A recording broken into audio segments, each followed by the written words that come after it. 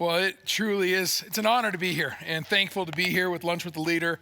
My son Owen and I, Owen is here. Owen, raise your hand, bud. He's the youngest leader in the room.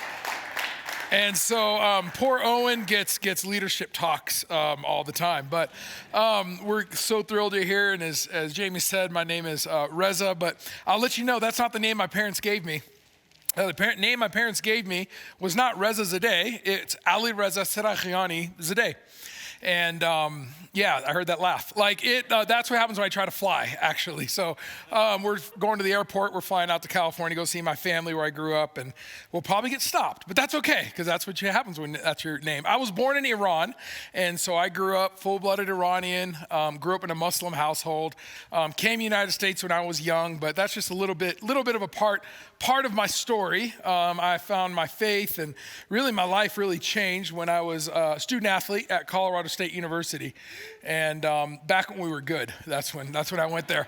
But yeah, no, I was at CSU, and that's where really life really changed for me. And my wife, Allison, and we have 3 kids. I have 3 kids, 1 wife, and I have to clarify that because I'm Middle Eastern. But I have 3 kids, 1 wife.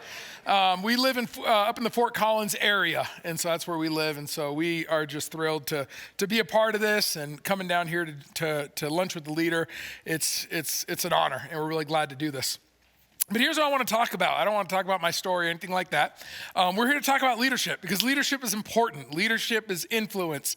And no matter where you're at, whatever industry you're in, or whatever sector you find yourself in, or maybe you look to yourself and say, I'm not even sure I'm a leader. If you influence people, you're a leader. And every one of us have the chance to influence people, whether it's people that we work alongside, whether it's people that we supervise and we support and we encourage, or even if sometimes we even influence people that are quote unquote above us. Sometimes we influence and lead those that are leaders above us. But to do this, I want to talk specifically about this word character. And what is character? So I'm going to take a look at 2 word images here in a little bit. But before we talk about this idea of character, I want to come up with a couple definitions. And if you scan that little code, I think there's a little fill in the blank you can do, or you can just sit and listen, however you want to do that. A couple definitions that go along with character. Character is the courage to meet the demands of reality. Like sometimes we just have to have the courage to meet the demands of reality. Let me pause right there. How would you define courage? Like, just shout out. Like, if someone said define courage, what would you say? How would you define the word courage? Strength in adversity? Strong? Brave? Moving in spite of fear. That's really good. Yeah, all of those are absolutely, what you can say? I think of the buffalo going into the storm on the other. Why'd you say buffalo, man? I went to CSU. Come on, man. Like, I didn't miss that one. I'm just kidding. I'm teasing you. I'm totally kidding. Yeah, like going into the storm. I heard this definition of courage a long time ago, and it has captured me. And courage is not the absence of fear, but the determination that something else is more important. And so sometimes we think that, hey, courage means I'm not fearful at all. But I've seen some people in my life, I've read about some people that were they did courageous acts, but that didn't mean that they didn't experience fear. That courage isn't the absence of fear, but the determination that something else is more important. And so in this definition of character, the courage to meet the demands of reality, sometimes we need to make a decision that if I'm going to meet the demands of my reality, no matter what the reality is in my relationships, if I'm married with my spouse or in my job, there's sometimes we have got to meet those demands whether or not we feel we're scared or we're courageous. Sometimes we need to make that determination. And the second part about character that I want to talk about is character is the integrity needed to meet the demands of reality. So not just the courage needed, but the integrity needed. And so I believe this idea of courage and integrity going together, it informs and develops our character. So here's a couple of questions that I would love for you all to talk about around your tables there. So the first one is this. Let's skip the first, let's go to the second question. What does it mean to be a person of character?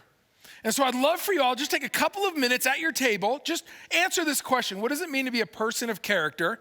And then would love to kind of circle back around with everybody and see what the other tables think. So go ahead and just talk about this. What does it mean to be a person of character?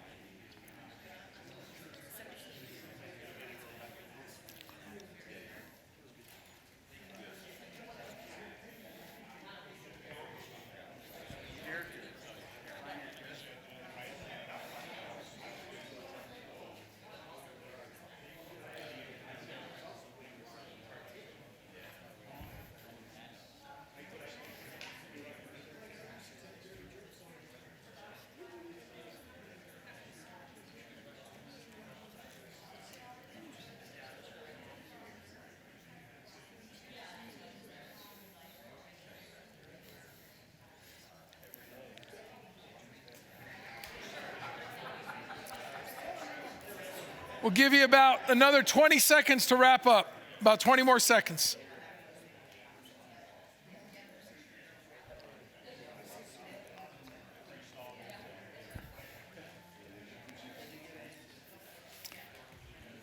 All right. What were some highlights? What are some things that were talked about around your table? What does it mean to be a person of character? What do you think? What's that? Being loyal, yeah. That's right. Yep. Who you are when no one's around. Authentic. Being authentic. Honest. Yeah. All of these characteristics are important that build up our character. I want to throw another question up here. We're not going to talk about this, at our tables in lieu of time, but why is character so important in leadership? And I think in our minds, we would say, well, it's important in leadership because you have responsibility. Because there's people that are counting on you. There's people that are hoping that you would do something. There's people that you might, actually the decisions you make may or may not only impact them, but impacts their families. So character is essential. And so if character is really important for leaders, if character is really important in leadership, we've got to talk about character. Some of you may have seen an illustration like this before. Maybe some of you have seen this picture right here. We're going to take a look at this thing called the iceberg. Have you all seen this illustration when it comes to character? That really, when you look at an iceberg, we see the 10% of the iceberg. There's 90% of that iceberg that's under the surface.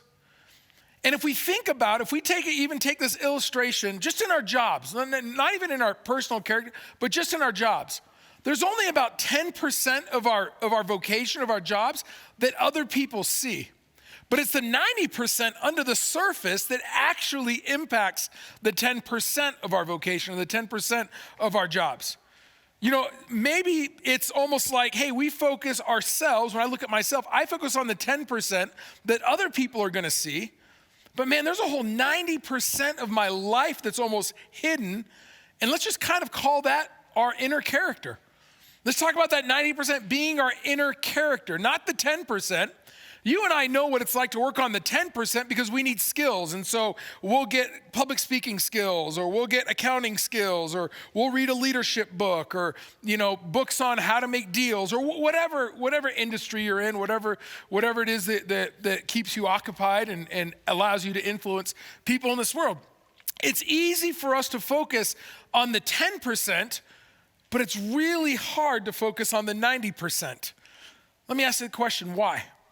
Why is it really easy to work on the 10% that other people see rather than the 90% that other people may not see? Why is it easier for us to do that? Why do you think? You get feedback. It's the surface. There's almost like immediate results. It's like instant gratification. It's like immediately, if I work on the 10%, I'm going to see immediate results. Things are going to change. I'm going to make this deal. I'm going to make a little 20% more next quarter, whatever it might be. It's easy to work on that because that's public. But it's the 90% that actually influences that 10%. Do you guys know this next picture? I'm sure you know this next picture. Anyone know what that is? Well, it says right there, it's the Titanic. I will say this, my son doesn't like it when I bring up stories, but he gave me permission. He loves the Titanic. He loves anything to do with Titanic. We work with some athletes up in Fort Collins, some college athletes. We took them on a hike this summer, and we're hiking up, Horsetooth Mountain right there, and my son turns to one of the volleyball coaches and goes, "Hey, what's your favorite transatlantic disaster?" And so they started talking about the Titanic, and it was awesome. So the Titanic, many of us know this story, but we know the story of the Titanic. The Titanic, was going on this journey and it hit an iceberg. Well, really, it didn't hit the 10% of the iceberg. What part of the iceberg did the Titanic hit? The 90% under the water. There's some parts of the story that we may or may not actually know. Do you know the captain of the Titanic stood on the deck of the Titanic the day it was supposed to launch, heading across the Atlantic, and shouted these words that not even God himself can sink this ship? You probably shouldn't say that before you go on a journey like that. And actually, in the wee early morning hours of, late on April 14th, 1912, the Titanic received 5 communications, some from other ships, some from back home, that actually warned them, hey, there's icebergs ahead, there's icebergs ahead. The night of April 14th, 5 different communications went to the Titanic. In the wee early morning hours of April 15th, 1912, one more communication came to the Titanic. Hey, you better watch out, there's icebergs ahead. And finally, there was a response. The captain actually had the telegraph operator send back 4 words. So they received at this point 6 responses. There's icebergs ahead, there's icebergs ahead, there's icebergs ahead. And finally, the captain responds and tells the telegraph operator to send back 4 words. You know what the 4 words were? Shut up, I'm busy. And 30 minutes later, they strike the iceberg, and we know the story and how the ship started to sink. And we think about that and we say, well, how could he say that? He knew that there were icebergs ahead, but yet his response was, shut up, I'm busy. But the question I want to ask us is, how many warnings do we see in our character that we might see in ourselves or other people might be pointing out, and our response is, hey, shut up, I'm busy. That sometimes there are things that are exposed in our character that are way under the surface that we don't think are going to be very important, and we're too busy to deal with them because we're too busy dealing with the 10% above the surface. And so even as you think about the Titanic didn't have this giant gash taken out the side, the base of the boat. It was a whole bunch of little slits that got cut because under the surface of that iceberg, there's all these little things that protrude out. It was kind of this short little slits that sunk the Titanic. And I believe if we don't take a look at our character, what's under the surface, if we don't take the time, because we say we're too busy, then what are the things in our life that are eventually going to sink us? And so I would almost say that we're actually too busy not to work on our character, not we're too busy to work on our character. So we see all these little things. And so here's just a little summary about this iceberg illustration, then we'll move on to another one. The iceberg represents your character. The 10% above the water is your skill. The 90% under the water is your character. But it's what's below the surface that ends up sinking the ship. If you just look at leaders, you don't need to look at leaders in the faith sector. You can look at leaders in any sector. You can look at people that had moral failures on a whole lot of different fronts. Typically, it's always things that are under the surface, not above the surface, that cause them to sink. So here's the question I want to throw out. up on the screen here. I want us to talk around the table. We've kind of talked about this a little bit. Why do people today focus on the outside rather than the inside? Why is it that we focus on the 10% rather than the 90%? We've kind of addressed this a little bit, but I would love for you all to get some discussion around the table and hear from one another. So why do we do that?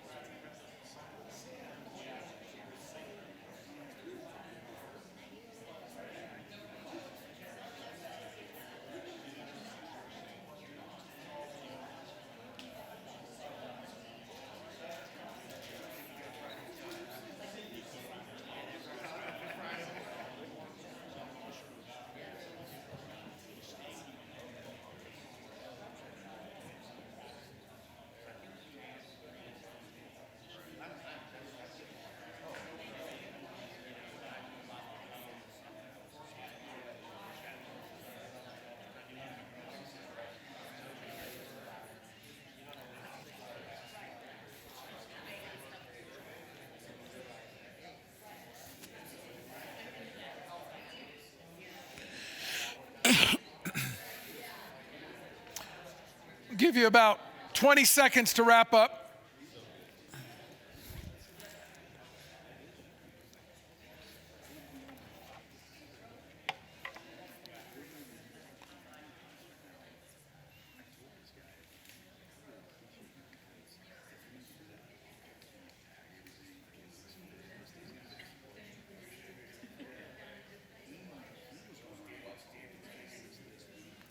All right. What'd you guys come up with? Why do people focus on the outside rather than the inside? 10% rather than the 90%? We talked about, hey, sometimes I'm too busy, but what are some other things you all talked about? Or maybe other things you all talked about around the table that was interesting, totally not related to this question, but you thought, hey, this was a good point that was brought up. Pride. Yeah. It helps us, I know, being together in a small group, and then sometimes we can get a little more vulnerable, get a little more real, and kind of put that pride aside and examine what's below that iceberg. Yeah, digging into that. It takes courage. It might be fearful, but we're going to determine it's more important for me to figure out what's under that surface. It's more important for me to do that than whether or not I'm going to feel bad about myself. So yeah, that's good. What's that? Yeah, it is. It's much easier to work on the surface because it's typically a formula. But what's under the surface isn't always a formula. And so maybe here's a question I also want to throw out there is, well, how? How do we work on the 90%? What does that look like? Does it mean we all just, go to counseling once a week? I mean, maybe that could be a part of it.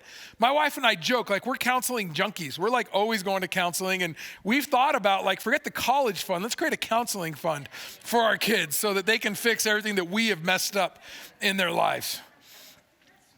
So maybe it is counseling. Maybe it is a small group of men or women or a small group of leaders processing through a counsel or a character study or a book or something like that. What are some of the thoughts you all have on what does it look like to actually focus on the 90%? Here's a question for you. Is it easier? I would say gaining a skill in Excel or impressing my boss with some short-term behavior on the 10% might be easier than the 90% of character. Character is deep. You change behavior and thinking and mental Yeah. that drives the right behavior. I would almost argue the opposite, that we don't work on the 90% because that's a deeper commitment. Yeah, A lot more time. without a doubt. I think that's what they were saying. It's easier to work on the 10% than everything you said I think that's the core of it. The answer to this is because it takes work. It's like you got to go back and figure out, like, what happened to, like, 13-year-old Reza way back then that causes me to be insecure when I'm in a room full of leaders that are more experienced than me. What is it about that insecurity? So I think those are the things. It is hard to dive under the surface, but it would be important for us to do this. It'd be important for us to dive under the surface because, again, it's not that we're too busy to dive under the surface. We're too busy not to dive under the surface. And for a lot of us, for every one of us, I'm not just going to say people that have a big title. Every one of us have way too much to lose not to work on the 90%. So let's talk a little bit about character, and then I want to move on to another image. Here's just the idea of character is a sum total of four things that I've just kind of seen and observed. First of all, self-discipline, that your character is made up of your self-discipline, the ability to do what's right even when you don't feel like it, or however else you would define discipline for yourself. Secondly, I think our character is the total of our emotional security. It's almost like this principles that you live by that enable you to take a moral stand. It's principles that you live by. It's principles that you have in your heart that you're able to engage to take a moral stand. I think some of our core values, what are our core values? Identifying what do we value so much? A realistic self-image based on who we are. And then I think lastly, a sense of identity. The capacity to remain emotionally stable and consistent. And I'll tell you this, the group of guys, the men that I work with specifically with the Broncos, will never forget this. This was my first season working as chaplain. It was right when the coaching change happened, when VJ came, when Coach Vance came, and that was my first year as chaplain. And I remember we started the season, we were 3-1, ended up going to Buffalo. We lost that game, so we were 3-0, went to Buffalo, lost that game, came home after a bye week, and we're playing the 0-4 Giants. And I'll never forget this. We're playing the 0-4 Giants, and we're 3-1. We're first place in the AFC West, and it was good. It was Sunday Night Football, so tens of millions of people watching all over the country. And we start out and we run out into Mile High Stadium, and some of you have seen it, some of you have been there, and people go crazy. People are cheering like crazy as the team's running onto the field. So again, we're playing the 0-4 Giants. We're 3-1. We're in first place. They're in last place. Sunday Night Football, thinking that the Broncos are probably going to pull this one out fairly easily. So the fans are cheering, and they're going crazy, and they run onto the field. Well, the first quarter came and went, did not go very well. Second quarter came and went, that did not go very well. And we find ourselves down 24-0 at halftime, running into the tunnel. Now, mind you, 90 minutes before, those 76,000 people were cheering. What do you think they were doing as the team was running into the tunnel then? They were booing, and like big time booing. And I remember sitting there going, wait a minute, 90 minutes ago you all were cheering. And now because these guys didn't meet your expectations, those cheers turn into boos. And we ended up losing that game. And that year we had our Bible study on Mondays. And so I go into the facility, and there's nothing worse than going to a facility after a losing game. And especially when you lose a game like that. And we sat down at a Bible study, a few guys, and I said, guys, you guys catch what happened last night? And they're like, Reza, we want to forget. Like, we don't want to know what happened last night. We don't want to think about it. And I said, no, did you catch, like, when you ran into that field, what was it like to have 76,000 people cheering for you? And I was like, oh, it was great. It's awesome. That's why we do this. But what was it like to have those same exact people turn on you just because you didn't meet their expectations? And man, that is disappointing. And so the whole point of the whole thing was I was trying to get these guys to understand you cannot put your worth and your identity in what other people think about you. Because other people's opinions of you, whether it's fans or coaches or media, or I don't know if you guys know media can be kind of mean sometimes, social media, all that stuff. You can't base your identity on that. You've got to have a sense of identity that comes from somewhere else. For me, my sense of identity comes from my faith. For you, it may come from your faith. But if your sense of identity comes from your vocation, I might ask you to reconsider that. Because if our identity comes from what we do, we're allowing what we do to define us, and that's going to quickly turn on us. And so as I take a look, as we kind of come to a close here, the iceberg of leadership, just 3 I's really quickly. And so, first one, identity. Understanding your identity, that for us to work on our iceberg, we've got to understand our identity. Second, our integrity. Will we do things on a faithful basis, not trying to be spectacular, but being faithful. And lastly, influence. Who you want to influence is much more important than what you want to do. That's the one thing I tell college students all the time. Who you want to influence is much more important than what you want to do. Because no matter what you do, you still get to influence people. So find out who you want to influence and allow your vocation to follow that. Let me jump down. I'm going to jump down to the next picture. And so the next picture is one you're gonna recognize as well. Anybody know what that is? That's the Great Wall of China. The Empire of China built this wall because they wanted to protect themselves from being invaded by foreign armies. And so they created this wall, this magnificent wall, one of the 7 wonders of the world, and they built it so high that no army could invade China by climbing the wall. They actually built it deep into the ground so armies couldn't dig under the ground, and you really couldn't go around the wall. And so they built this to protect themselves. But China was invaded 3 separate times by different empires? Even though they had the Great Wall of China, in all 3 of those times, the empires that invaded China, they didn't go over the wall. They didn't go under the wall. They didn't even go around the wall.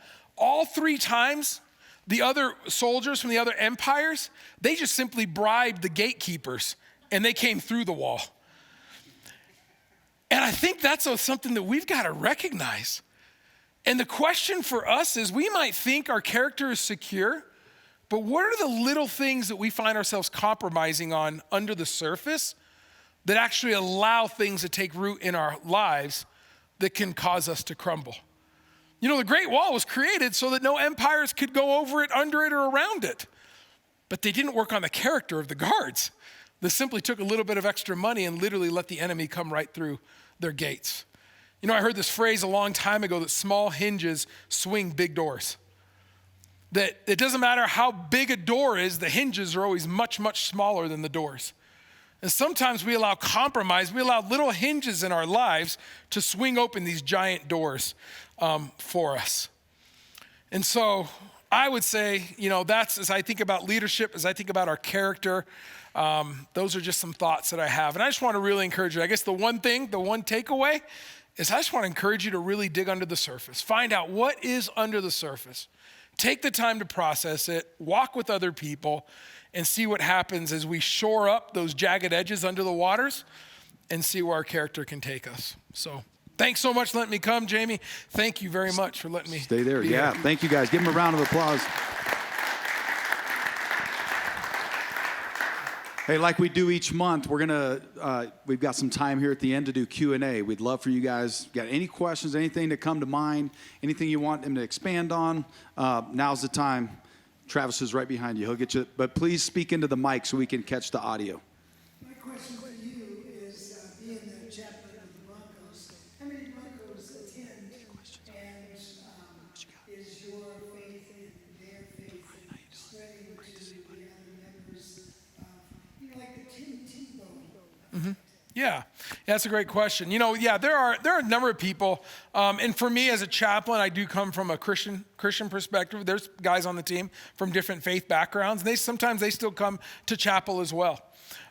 We have a core group of, I've got a group of about 4 to 5, kind of a core group that by God's hand, because the NFL is just a weird place to be. They've all been there the whole time I've been there. There's been one guy that's been added who's been absolutely incredible. But over the years, we have a weekly study. We'll have anywhere from 6 to 11 guys show up. But not everybody, not everyone who might, be a Christian or have faith comes to those, because, if you're injured in any way, you got to be in treatment, or you got to be at workouts and you got to get your lifts in. So it really is it's a weird environment. It's not like I have this, free reign to walk around, the locker room. I mean, I do have access to go in, but really it's their workplace. It's their job. And I can't walk into many people's jobs and sit at their cubicle and, talk to them about faith. So, and there's a lot of guys who do have faith that don't come just because they might be, engaged with their pastor from back home or whatever it might be. But over the years, we've definitely had people, you go through circumstances. My wife and I have done a ton of marriage counseling, crisis counseling, people who have passed away, officiating funerals and weddings for family members. So it's really just being able to be a resource and a help for some of them. Who else has a question?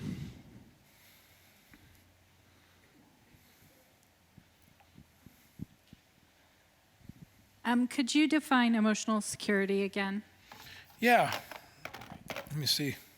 I don't have it memorized, but for emotional security, I put principles that you live by that enable you to take a moral stand.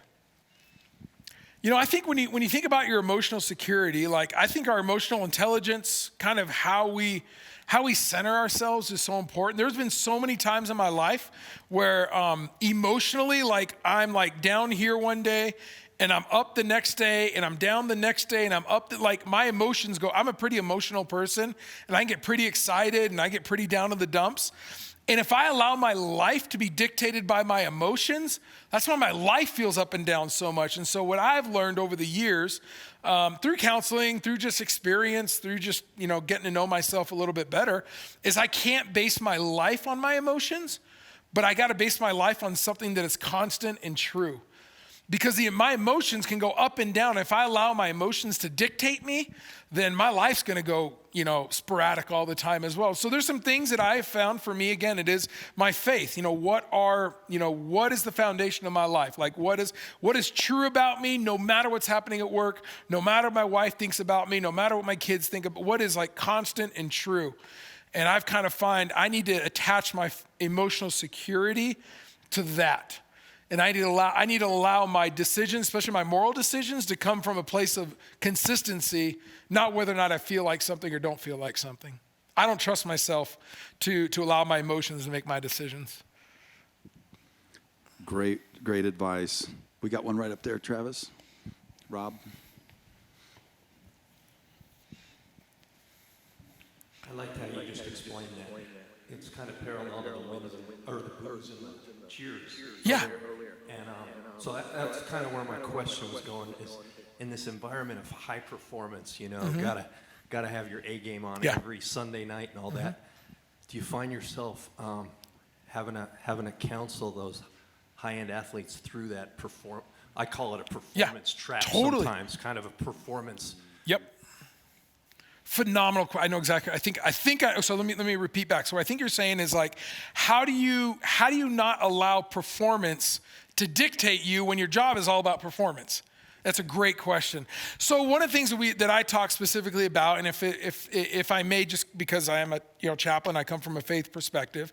One of the things we talk about when it comes to your performance on the field is you can't live for the applause of other people. You can't allow the applause of other people to dictate your intensity. Like, I've got to own my intensity. I can't allow, whether I'm in playing at the Raiders Stadium or whether I'm playing at Mile High Stadium, I can't allow boos and cheers to allow me to perform with intensity or without intensity. I've got to allow my intensity to come from somewhere else. And so one of the things that we talk about is I really try to engage these athletes and talk to them about what's one thing you're really thankful for in your life. And for them, for a lot of them, it is their faith, especially the ones that, people don't have faith. Like, they don't even look at me in the facility, which is totally fine. But I tell you, hey, what's one thing you're thankful for? Is it possible for the 60 minutes of that game for your intensity to come from a place of thankfulness and not give the crowd the permission to dictate your intensity? And I think in our work environments, that's what I would also kind of throw out there. Is there a way for us to be, and if I could use the word intense or tenacious or whatever it is there a way for us to be engaged in our work whether or not people respond or not, whether or not things are going well or not? So the reality is there is a performance side. I'm not saying, hey, forget performance and let's all just, jump around and hug each other. We got to get a job done, but let's take off the chains of trying to please other people and actually, in this case, perform or compete free from condemnation, knowing you've already been fully accepted by their creator. You don't have to impress anybody else because no one else's opinion of you is greater than the one who created you. And if you've already been accepted, and if you don't have to earn that acceptance, how much freer would that be? That's kind of the way that I would take a look at that. Love that. We got time for probably one more question, guys. Who's got it? Anybody? Right. Do away with Facebook. Yeah, that might help the next couple of days. I'm just saying. Somebody will need to delete it right now. Occasionally you'll see at the end of a football game, a bunch of players huddle up together For the prayer. And pray. Mm-hmm. Explain, how's that come together? Because it's usually, players from opposing teams. Is there just common knowledge that those who are of faith, they just get together? Or do you lead those, or do other chaplains from other teams lead those? Yeah, so that's great. That's a great question. So it actually started, I want to say it started in the late 70s. And it was this kind of, a couple of chaplains from Athletes in Action were working on different teams, and they came together. But now it's just a common thing. Meet at the 50-yard line for prayer. For my first couple of years, I led it.